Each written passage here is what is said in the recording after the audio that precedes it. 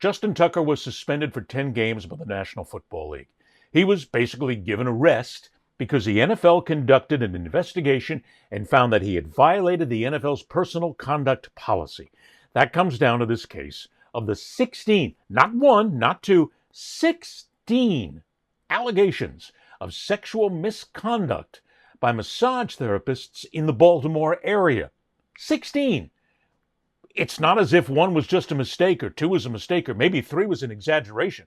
We're talking about a guy here who, as far as the NFL is concerned, has shown a propensity for doing this. Now, let's take that for a case here. Has he been convicted of any crime? No, he has not.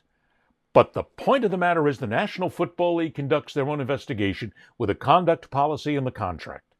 The NFL decides if you have violated their code of conduct.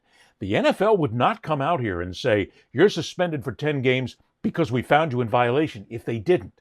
There has to be a serious smoking gun, and they had to have found something against Tucker, because they're not just going to bounce the guy for no reason. They're going to open themselves up to all sorts of lawsuits.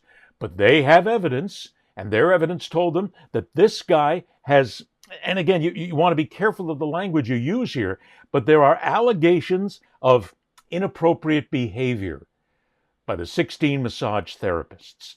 So Tucker is out. Maybe not. Because now the New Orleans Saints desperately in need of a kicker. They're bringing Justin Tucker in for a tryout, and they're going to consider signing him. Now, Tucker, as stated, was one of the best and historic kicker in the National Football League for quite some time. But his last season, he was way off. I think he had like 74% of his kicks in the last full season that he was there. So it's not as if this was a guy at the top of his game, which then leads to the fact that the teams can afford to let them go. That's something else entirely. Maybe we'll deal with that another time.